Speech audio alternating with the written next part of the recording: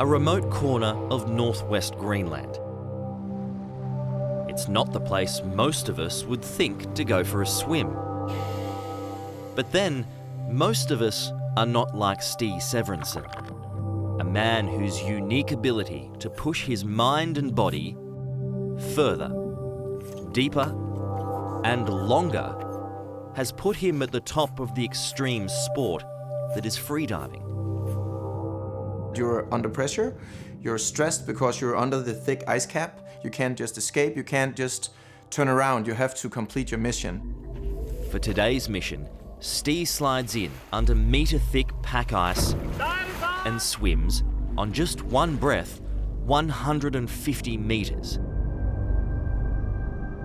It's a feat that's never been done before in water that's just above freezing.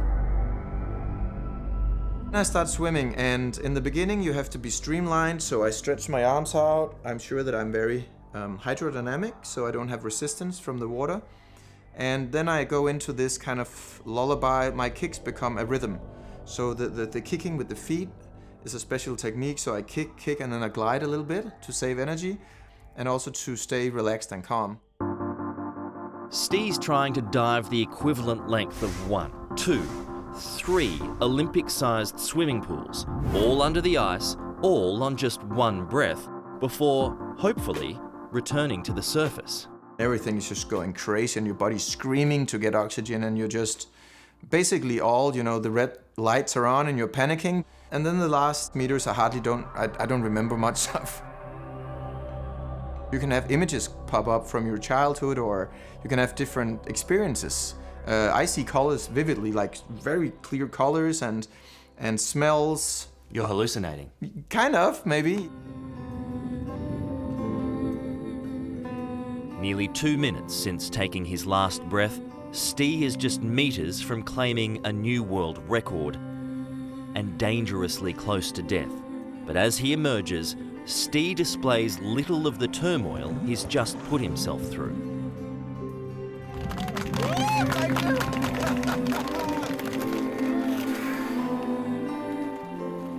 When you break the surface and take that first breath, like you're born again, some people say, like...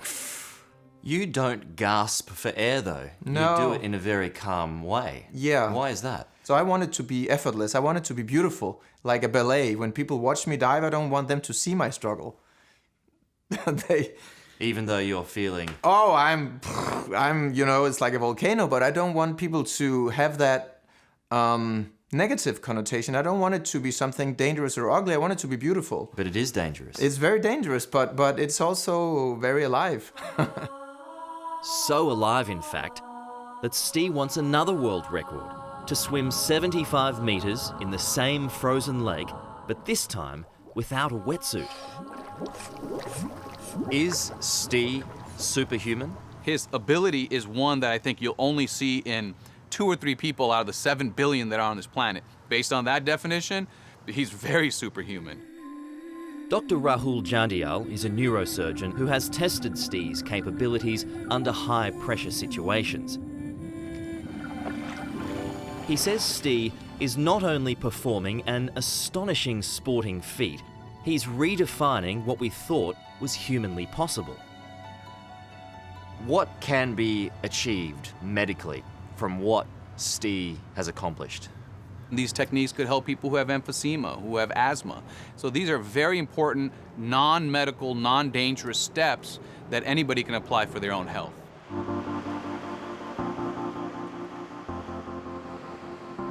From the frozen lakes of Greenland to the relatively balmy waters of Southern California, this is where Stig Severinsen returns for a breather and to train for his next self-inflicted challenge.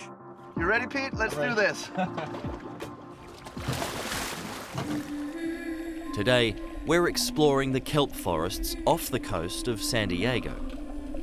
Stig's underwater ability is something that he has developed over a lifetime, a talent he discovered as a young boy. I was always a swimmer, so I love the water. That's where I feel most comfortable, and it's been second nature always. And I guess I was around 3 or 5 years old when I found out I was good at holding my breath. And From the natural underwater talent emerged a lifelong pursuit of pushing boundaries, especially the competitive free-diving endeavour of diving deeper and deeper without oxygen tanks, until in 2004, even superhuman Stig found his limits. I was trying to beat a world record in doing the deepest dive on the planet with no fins, no equipment, just Unassisted. unassisted, just breaststroke, froggy style. And yeah, when I reached the surface, I blacked out. And you know, you roll the eyeballs, the white comes out, and you don't have a focus. You're pale, you're gray, blue in the face. Maybe you're very low on oxygen, so you become gray and have blue lips. And the gaze, I think this, you know, rolling the eyeballs and stuff is really ugly to look at, you know? It led Stig to give up deep water challenges in search of shallower but no less extraordinary pursuits, like the Guinness World Record for the longest static breath hold ever, an astonishing 22 minutes. I hold my breath for a long time, now 22 minutes, the current Guinness World Record, by dissolving time. I believe that's the only way you can hold your breath for that long. I've encoded those 22 minutes in my genes for that 8 months or whatever I trained for a record, but once I'm there, I try to forget everything about that number. As his body fights for any last drop of oxygen, his diaphragm contracts violently, a reflex that Stig has learnt to fight. It's a mental strength that's certainly helped by his extraordinary lung capacity. Like, I have quite big lungs, 8+ liters, and then because of this training, I can pump in more air and reach about 14 liters. So you could nearly double it. Yeah, so 14 liters is about the double of a normal person. What Stig can accomplish really exemplifies how far we can push the human body. Very few people could do this, even with the training that he has demonstrated. Stig's techniques and knowledge are now finding a surprisingly wide audience. Not only scientists, but athletes, even people looking to reduce stress. Every time you pop up, So I joined one of Stig's classes. First up, a challenge. How long can we hold our breath underwater? 46 pulses down now. Really a strong diving response kicking in here with Pete. This is excellent. I last what I reckon is a pretty respectable 90 seconds. Look at that. Wow. And from that baseline, what follows is a series of exercises to increase lung capacity, such as walking stairs on a single breath, Sit up straight, open chest, heart can work. yoga, Get your spine. and meditation. Just a warm-up. Then, at the end of the day, we retest how long we can now stay submerged on a single breath of air. 4, 3, 2, 1. Official top. Start your dive, please. Using what I'd learnt, I coast past my previous record. Relax your neck, Pete. I'm right next to you. You're doing a great job. By the 3-minute mark, my oxygen levels are dropping to just 64%. Usually, people pass out at 55%. Relax your neck and shoulders. As my body tenses, I fight the panic. But at 3.5 minutes, the urge to breathe is too strong. Yeah, give an okay sign. Yeah. Breathe. Breathe. I'm in an absolute daze, glassy-eyed, with blue lips from a lack of oxygen. It took a few moments to focus. Yeah, color's coming back in your lips. I'm a normal guy, and in the space of a day, he's been able to basically double my lung capacity. I think that's fantastic because we want to encourage normal people to exercise, and that can help people exercise better and get more results from the effort they put in. And for Stig, getting more results means finding ever new ways to test the limits of human ability. So back in Greenland, he prepares for another world record, to swim 75 meters in the same frozen lake, wearing nothing but a pair of Speedos and a smile. 1 minute for the divers. How cold we talking here? We're talking just around 0, freezing. Just around 0? Yeah. And you want to dive into that water in a pair of Speedos? Yeah. That's Viking style. Stee's mind must tell his body to ignore every natural response. Once I'm ready, I slip my legs into the water, kind of to prepare the shock that's coming, and start to feel the tingling sensation, and it's just freezing cold.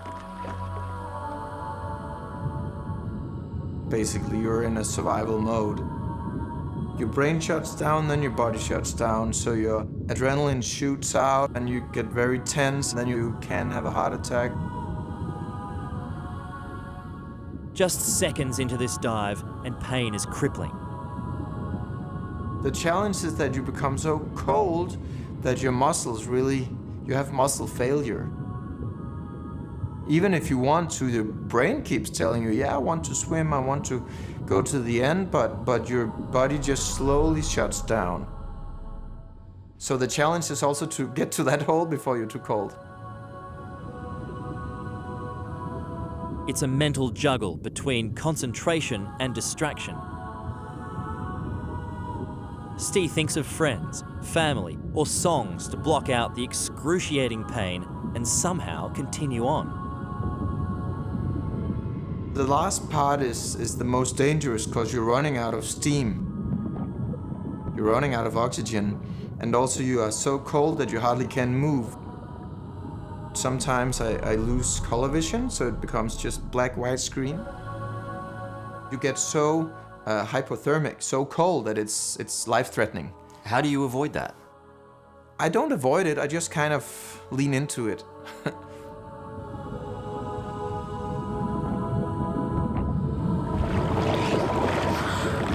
I'm okay. Yeah, that is